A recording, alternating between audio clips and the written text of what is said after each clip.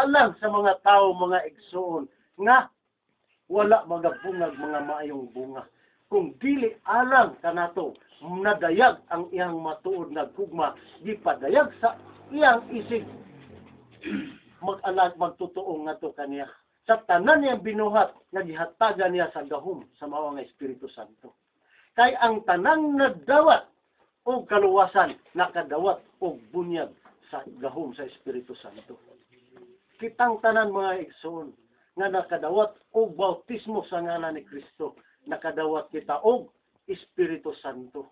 Mao nga sa panahon mga igsoon na kita magpuna-huna og mga butang pagsikugma sa kalibutanon, ang mga Espiritu Santo mga igsoon maluya, muhawa nganuman. Matod pa ni San Pablo, wala ba kamo masayod na kamo templo sa Dios? Templo sa Dios sa panahon nga maghuna-huna kita ug mga butang nga dili iya sa Dios, ang Dios mga igsoon masubo. Mapansin na ninyo mga igsoon nga usay bation kita og kaluya. Ang Espiritu Santo nagpalayo, nagdistansya sa atong kasing-kasing. Ang Dios mga igsoon nagpalayo og wala tay kontak ngadto kaniya.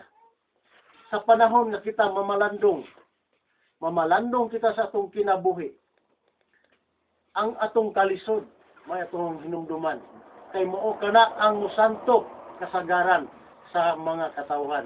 Nga ang kalisod, makaingon kita nga katong tawhana, perting bubuya kayo. Pero nganong daghan na siya o kwarta, wala magkalisod-lisod. Ako nga anaa sa Dios, nagsimba ko sa Dios, ay akong ihatag, itugyan ako sa Dios, ang kinatibukan akong kasing-kasing kinabuhi.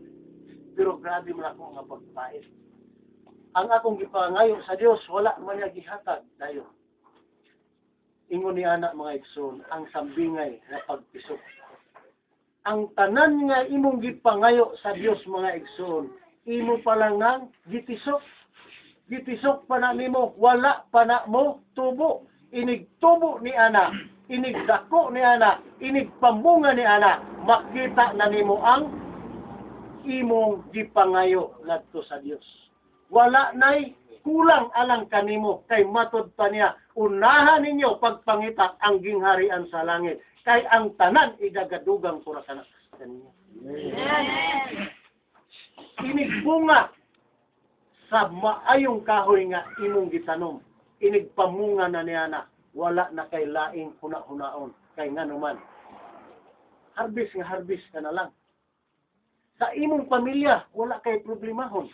Nganuman, nadayag dito ang bunga sa imong pagkakristohan.